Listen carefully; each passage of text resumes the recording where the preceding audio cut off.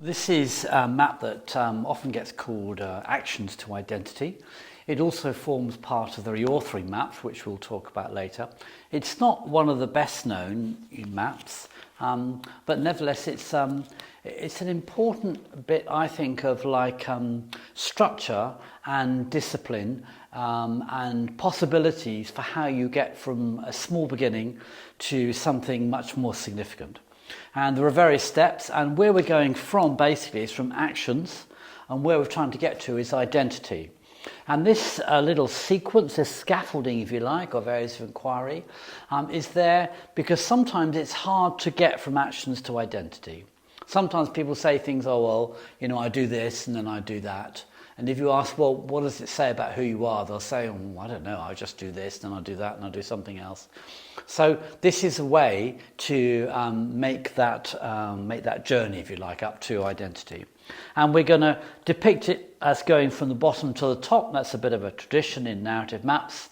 It's really about the metaphor of altitude, trying to get an altitude. And so more comes into view, and you can see more about your life. And we're always trying to help people become more knowledgeable about their own life and the possibilities. We're going from the known, if you like, to the possible to know, as Michael White used to put it. So if someone says about something they've done, or you're aware of something they've done, it needs to be an initiative, some kind of action. Then there's a short step to go from there to ask about the intentions and purposes behind their actions. Okay? So when people have spoken about the intentions behind their actions, it's not a very big step to go to the values and beliefs that make sense of the intentions and actions. Okay? After that, we can go further up, and this is a slightly bigger step, and we're getting into a different kind of domain of thinking and talking. We're asking about the hopes and dreams. What might become possible when these values and beliefs are present in their life, and these intentions and purposes are there and that fit with the actions that they took. So we'll, after hopes and dreams, we're going to ask about the principles that they hold. Now, a principle is like a belief in a way, but a principle is more like a general belief, a generalized belief. So a belief that people think should be present everywhere. There's often the word should in principles, like the world would be a better place if only more people could do this.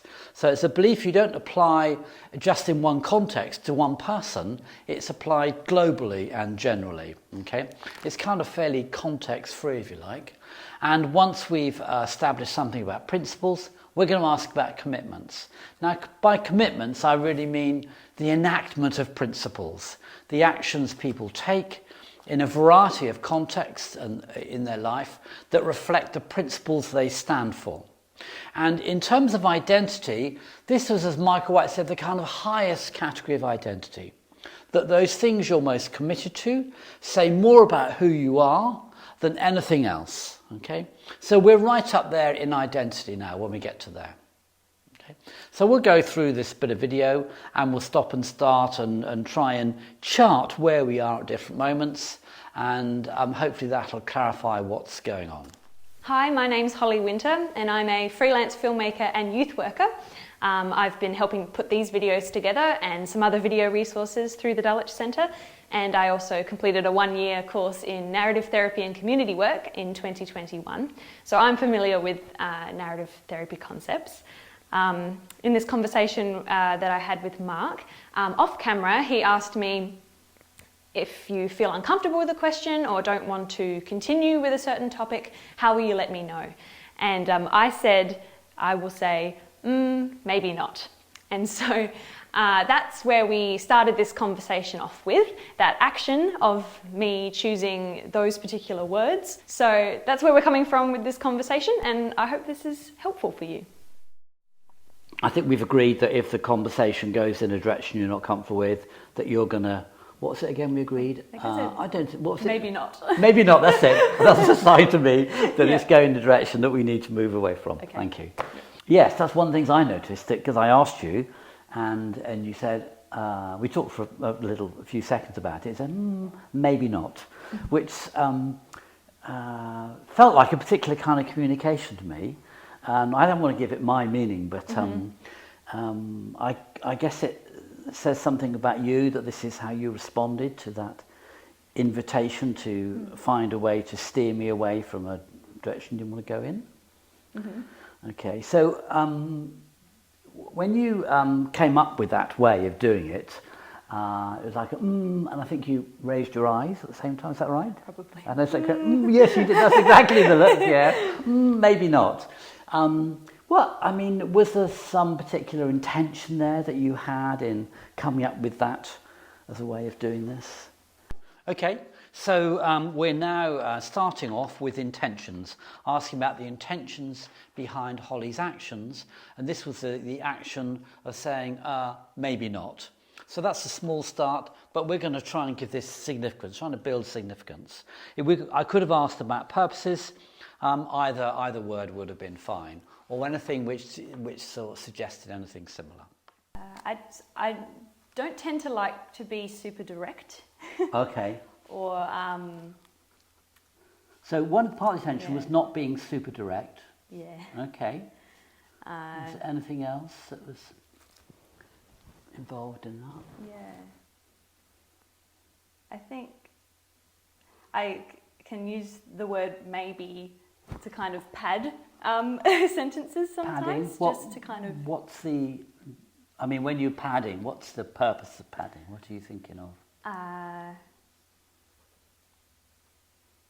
Well, it makes the sentence softer, Oh, which to can soften. be a little bit more easy to receive, maybe? Okay. For the Maybe. for the recipient, easier But to again, receive. Yeah. No, I agree. That was the effect it had on me. It did seem soft, and so not being super direct, but it wasn't like what's the opposite of super direct? It wasn't non-direct at all, was it? Yeah. I still said You still said no. Yeah, you found a way to say no, without being super. Okay, so these were some of the things that were involved in your intentions behind that way of doing this. Not being super direct, padding, which would be to soften things and to make it easier to receive for myself. Okay, that's interesting. So, is there something like you give value to in not being super direct, or maybe something else that's important for you about softening things or making things easier to receive? I mean, what's important about that for you? Is there some belief you have about that, about the importance of doing that? Or okay, so we're now into values and beliefs, this next area of inquiry. So we've come up here, we've talked a bit about Holly's intentions, and we're now talking about values and beliefs. I think both words got mentioned there. Now, I think what we're talking about here would arouse for many of us thoughtfulness, possibly even concern about that this was a young woman speaking about ways of speaking that we might quite easily associate with gendered or cultural ideas and the effects that might be having on her. So I think there's a balancing to be made between sticking with a decentered practice where we're following up on the person's words and views and ideas and preferences and not introducing our own. At the same time, with a consciousness of what other wider influences might be having an impact on what's happening here. So you may have thoughts or ideas or concerns, even yourself. I would invite you to watch the video to the end and also watch the next video where we pick this up even further. Like, I care about other people's feelings. And I don't want to come across as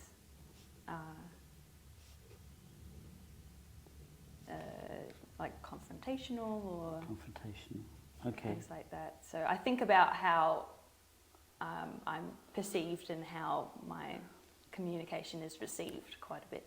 Okay. Thinking about how I'm perceived. And that relates to not wanting to be perceived as confrontational or wanting to be perceived as caring, or is that about something else? Yeah, I think it's wanting to... I'm trying to think.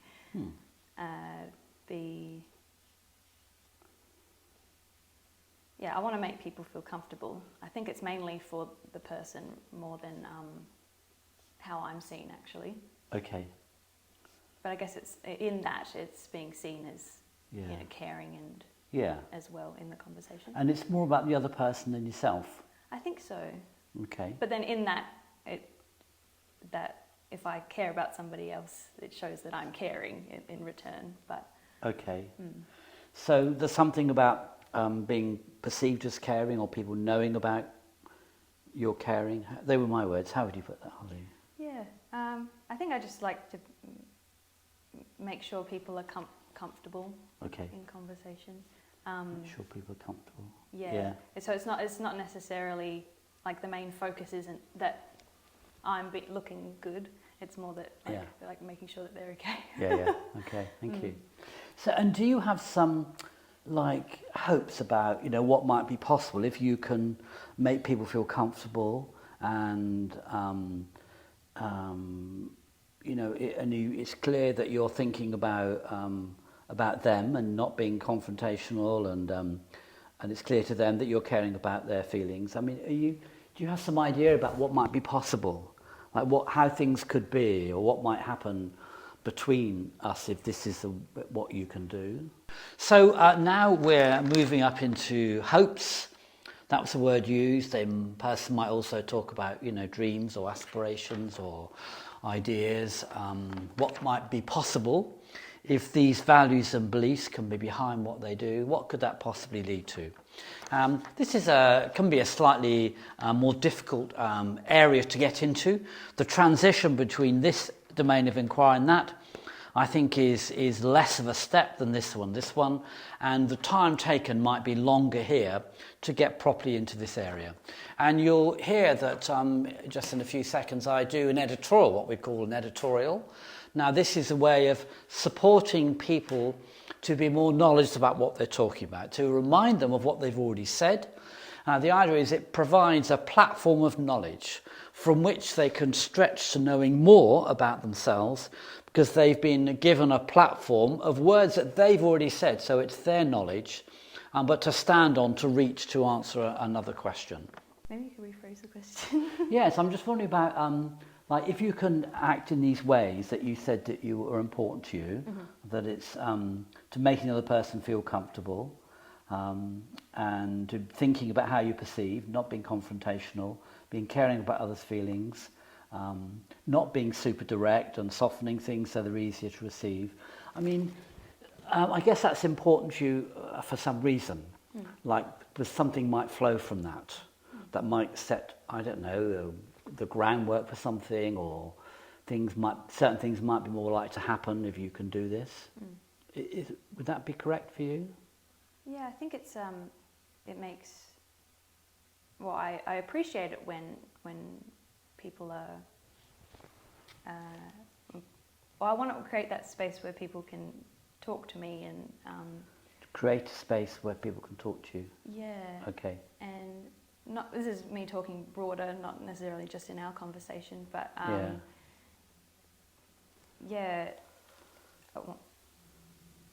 because I appreciate it when people share things with me, and I love conversation and communication, and I guess it's showing in a way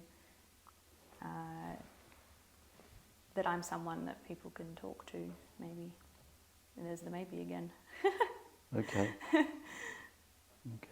Now I'm noticing it in my own conversation. Oh, yeah, okay. So this is what kind of, these kind of hopes you might have. Would you call them hopes or ambitions or dreams or aspirations? What would you call these? I think hopes fits. Hopes. So these would be hopes. That you hope you might create a space where people can talk to you, sharing things with you, and that you might be able to show people that you're shown that I'm someone people can talk to, wasn't it? I think so, yeah. I think I stopped writing and started talking and can talk to. Okay. And so this hope you have about what might be achieved through these ways of communicating, is it like I know it's a value to you and something important to you, but is it like something you hold more widely? Like, is there a sense that there's a kind of should in this, like if everyone could do this, then like the world would be a better place in a small way? Or is there some general idea here that you think applies not just to you, not just in this context, but actually you'd like to see more present in the world or something? Like a principle. Yeah. So here we're getting on to principles, and I would hope that the editorial provided just a couple minutes beforehand helped make that step easier, but it still can be a difficult step to make. So there's an editorial which we might mark them across there, and then we're trying to get up here into principles. So ideas about what should happen in the world that reflect beliefs, but that are more like context-free. It's interesting because I think there's a place for assertiveness sometimes in the world. Can you connect what you were saying with the word assertiveness? Well, I feel like I'm being the opposite of assertive in a lot of my conversations. Of being like softer, and I can't think of the exact opposite word of. Well, would it be unassertive or non-assertive, or is that not really I'm not describe sure. it? You said not confrontational. Yeah. What words come to mind, Holly, when you think about not being assertive? What other words come to mind for you?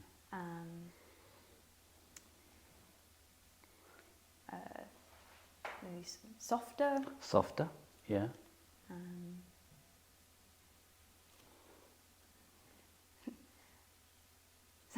Because I've seen this in a negative light sometimes, actually. Do you? Where you might call it like beating around the bush or something. Oh yeah. of sort of not being indirect is kind of being indirect. But I understand the intention here is clear, that it's to create a space where it might be possible for people to talk, and it might be possible for people to share things, and to show that you're someone people can talk to, and that's why you do it. Okay. So the intention and the purpose behind this, and what's important, is not beating around the bush. It's actually about something very different. Have I understood that correctly? Yeah, there's something more behind that. There's more of a value behind that. Okay. Could you say a bit more about that? Yeah, I haven't thought about it in this way before, really. Sure. But yeah, I think I value conversation when that's to me. When? If someone's having a conversation with me and they're more like soft in their language that they use. I think that makes it easier for me to communicate with them. Okay. So you have direct experience of what the effects this can be. It makes it easier to communicate. And that fits with what you would hope can happen with them. I find it easier to communicate. Yeah, and I think I value communication, like good communication, quite highly. Yeah. Or I value communication, and connection. Good communication and connection. Yeah. Okay, so I think what was happening here was that my question was too big. That the question about principles was too quick or too large a question and not possible. And so what we have to do so often in narrative therapy is when we ask a question that's too big, we have to drop down a level or two on our map. So I think what happened was we went back to here, really. Holly spoke about values again, and we were talking about things that she gave value to that were personal and particular to her in certain contexts. So I think we were down here. This is not a mistake. This does not mean we failed. This is an important part of the process. And I suspect if we hadn't gone down there, we'd never have got further up. Okay? And it was lucky for me that Holly took us down there, which saved me thinking I needed to do that. This was an interesting conversation for me because I was still working out things in my head as we were speaking. I think one of the reasons why I went back to values without realising was because I was still trying to reconcile whether I valued assertiveness or whether I valued softness, or whether both were appropriate in different contexts. And so these things were floating around in my mind, and I hadn't come to a conclusion about that yet, and I was still thinking about it. So it was hard to apply to like a principle that people should and that society should follow, because I felt like I hadn't come to it myself and I was still wrestling with it in my mind. And so I needed to go back to some values and beliefs because I didn't know what I valued or believed yet. And so in talking about it, it helped me think about it further. But in that conversation where we were, I hadn't arrived yet. And these would be particular ways of like promoting that, or how would you put it? Or making people in the conversation comfortable. Yeah, okay. Which I think I've said, yeah. So, and is there something here you might wish was present for other people, like you know that, like not just about you, what works for you, but actually, you know, what might work better for other people or other context, or is there a way in which you'd like to see this happening more in life generally, or? Yeah, I think sometimes people don't realise the impact that their choice in language has on another person. Okay. And so to be aware of your choice in words or choice in tone is a way of being aware of your choice of words and tone shows, you know, being able to adapt to a conversation. Okay. And in the end, able to communicate maybe clearer, or maybe not even clearer, but more like communicate that I care in conversation. Communicating your care. Well, not just me, but people who might also value this. Yeah. You said about adapting. Is there something important about adapting to a conversation? I think because people communicate in different ways, and so if I notice someone's speaking in a more indirect way, I'll kind of match that, I suppose. Okay, yeah. Which that's another thing you do, matching. Maybe, yeah. Yeah. Okay. Cute. Yeah. Okay. And what about in a kind of a general way? Like, do you think the world in some way might be a better place if there were a bit more of this going on, or something? Maybe in some circles. In some circles? Which circles would you welcome seeing a bit more of this? I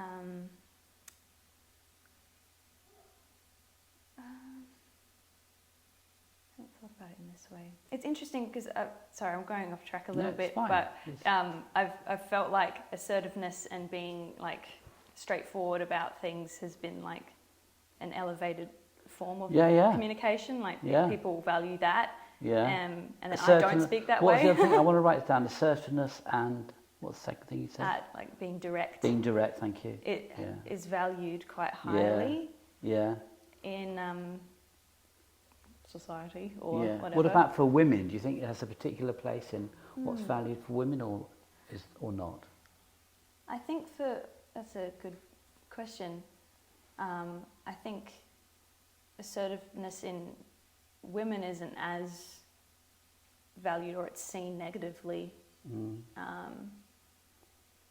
And I don't know if that's maybe why I've adopted more of a softer thing, but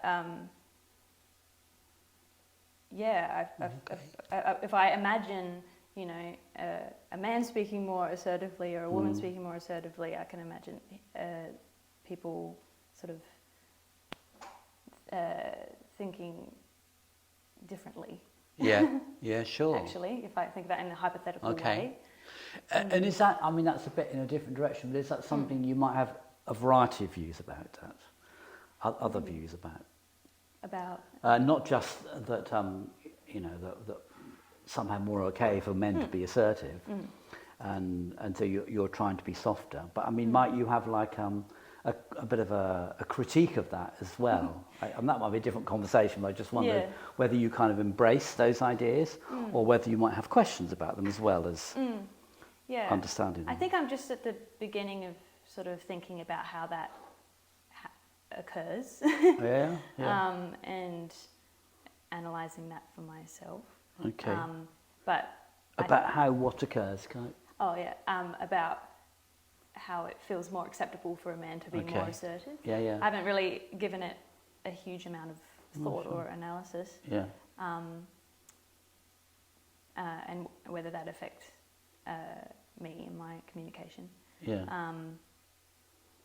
But I still think there's a place for women to be assertive and to say things. Okay. And I think that's maybe where also I think assertiveness is also valued. Yeah.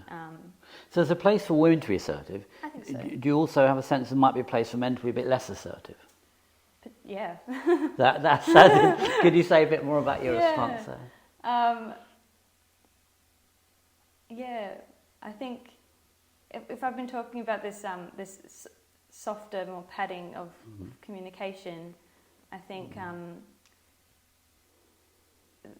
it shows emotion and it shows like openness I think, and like I said, adapting to the conversation and really like being in tune with the other person's emotions. Yeah. And maybe that's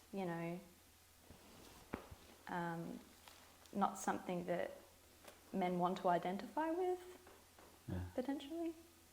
Okay. I don't know. And would there be a bit of a general idea about that maybe it'd be better if men did a bit, or would you not take that kind of position? I don't know. We're speaking very generally, and obviously people have different styles of communication, no matter the gender. But I'm not sure. Okay. Exactly. Okay. Okay. But interesting things to think about. Yeah. Okay. So it's clear that this way of communicating is something that you want, and it makes all sorts of things possible. And there might be context in which you would welcome this happening a bit more often. And there's some links with like, what would you say, like gender and culture, or how would you put that, Holly? I didn't think about it in terms of culture, but it's involved. There's some links in how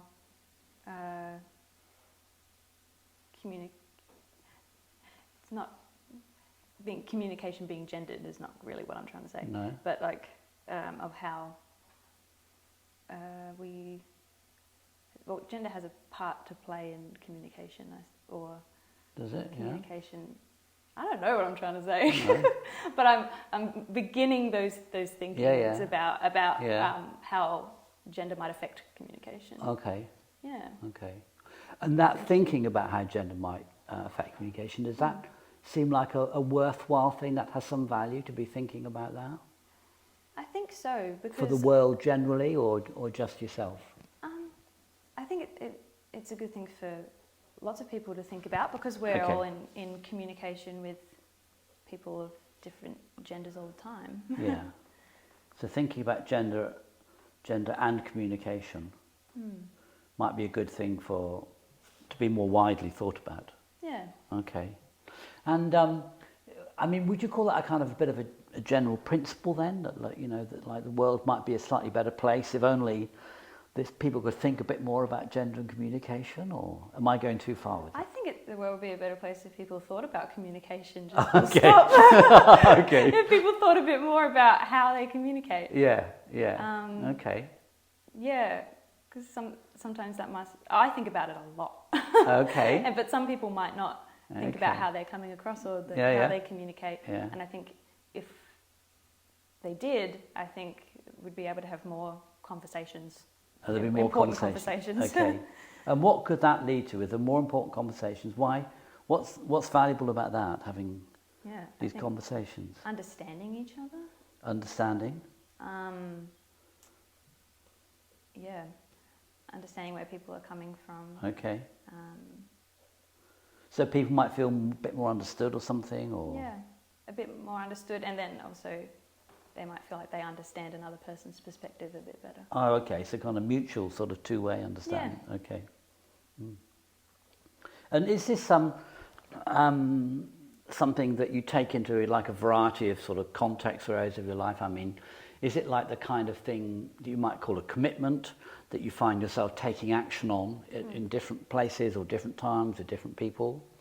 It's not just about like this, is it? It's wider than this, Do you want to tell me something about another context or other contexts in life where you find this idea getting expressed in what you're doing and how you're doing it? This was an area of conversation that took some time to get through. In fact, I think it was about 12 and a half minutes on this area, and we dropped down to look about values and beliefs again, but we eventually did come up, and Holly was speaking about some things that she think would be better if everyone thought about, like communication, she was saying. I do come to a conclusion of sorts that people should think more about communication. And I think that's where we reached a principle. But I then removed gender out of it. And this isn't because I don't see the difference in communication between genders, but I was more just starting my thinking about that. I sort of applied it more broadly that people should think about communication, and then we moved further with that, and that was sort of where I was at the time. But after having this conversation and then reflecting on it, I have been thinking more about how gender influences communication, and that does have an influence, and I can think about other stories in my own life where that's happened, and you see that next in the reauthoring conversation that we have later. It did feel that at this point we had got to commitments. We were talking about actions she might take in different contexts of her life that were an expression of principles she held, ideas she held that she thought should be applied more widely in the world, should be more freely available to everyone. About caring about communication. Caring about communication, thinking about communication, thinking about gender and communication, and so that people can feel more understood and mutual understanding. So another context. Other context. So it's not just in this context, but it's I think about conversations, like ones I come across personally. Ones that you're involved in, where you find yourself doing this. So maybe where there's been a misunderstanding in friendships. Oh, friendships, misunderstanding. Tell me about that. Do you have a story you can tell me about that? Now, stories are great at providing very specific and concrete foundations for what people think or believe or what people want for their lives. And this area of inquiry, commitments, where we're talking about the expression of principles in action, lends itself much more to be seeking stories of a person's life.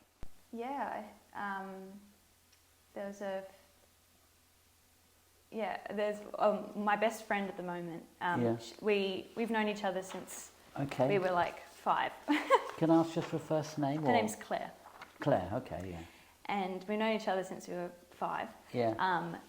And so we grew up together, but then had a bit of a falling out in middle school, where she had a different friend group and I had a different friend group. Okay. And so we just drifted apart quite a bit. But then after high school, we still kept in contact and then became best friends again. Which I'm very grateful for, because that doesn't always happen. And we were, hanging out, but there was always this little sort of cloud of, does she want to be my friend because of this friendship breakup that we had. So I was wondering, I don't know, I had all these thoughts of, I don't know how she views the friendship and whatever. But when we decided to address it, I don't even know how it happened. We were just in the car somewhere and we decided to address what happened and actually talk about it.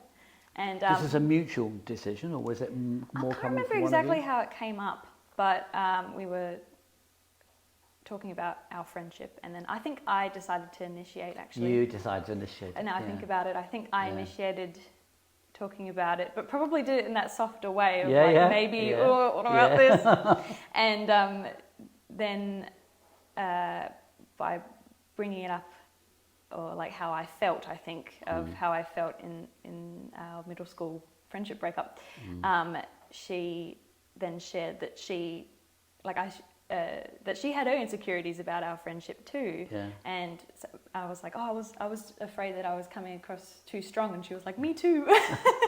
And so then when we had that understanding, we were then able to like work through that, like, and talk about how, you know, she felt sorry for leaving our friendship behind, and how I then forgave her for that, and we moved forward, and that communication meant a lot to me. That we were able to actually address it rather than having this like cloud of absolutely, you know, looming over our friendship. So I valued that communication, understanding very much in that context. So that initiative you took to address this with her in the car, that had what would you call the kind of effects that had? I mean, were they the effects on me? The effects on how you. What about the effects on how you think about yourself and what's important to you and what you're doing? And I'm happy that I did because of what came after. But at the time, I didn't know how she was going to respond. No, but you did it anyway. But I did do it. Yeah. In that soft way. So I was kind of like patting it as I went.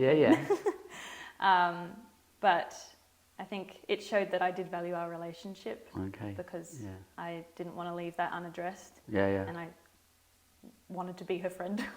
And I wanted our friendship to like deepen, because I felt like it was as if it was a blockage. And we needed to address it in conversation in order to go deeper as friends. Did you have any success in doing that, try and deepen the friendship? Did it? Yeah, and tell me about that. I think addressing that, we'd had some other like deeper chats before, but that was like addressing our own relationship, which is interesting, talking about the relationship you have with a best friend, because I feel like I've only ever like talked about relationship with someone who I was dating or something like that, because you know, like, what are we talk about the relationship, but with a friendship it's so interesting to talk about the friendship. I feel like a lot of times it just goes unsaid. So it was quite vulnerable to do that. And we've had vulnerable, so that was something that like a risk you were taking or something? I think it was a risk. Because I wasn't sure if she felt the same way. Sure.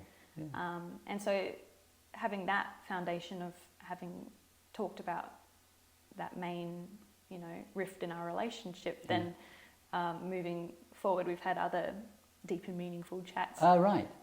That do you think link back to this one, or more possible because of this one? I think it was more possible because of that conversation. Because it, it showed that I remembered what she said, that she like wanted to invest in the relationship too. And so I'm like, oh yeah, she does. And then we can move forward and talk about something else. So that became a bit of a foundation for like, we can talk about deeper things. I find it easier to answer a question with a story. So if I was asked, is there a story about this? It felt much easier to respond. And then, it grounds my beliefs and my values in a story of something that I've experienced. So when I start talking about my friend Claire, it came a lot more easier, rather than talking about these grand concepts that I was only just like budding to understand.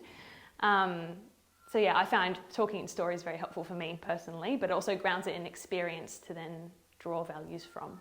I think our conversation has taken some ups and downs. It's mostly been going up this map, but we have arrived at commitments. It's become clear that what Holly believes in is a principle that she takes into different contexts for life and puts into practice that has real effects on her life and her friendships. It's taken us a while, but all these categories are really categories of identity. Even talking about intentions is about who you are, what you give value to. So we're straight away into that, but we're developing different aspects of identity that are more and more important. And we're right into a landscape of identity up there. And that will be embedded into the reauthoring map, which is the follow-on video from this one.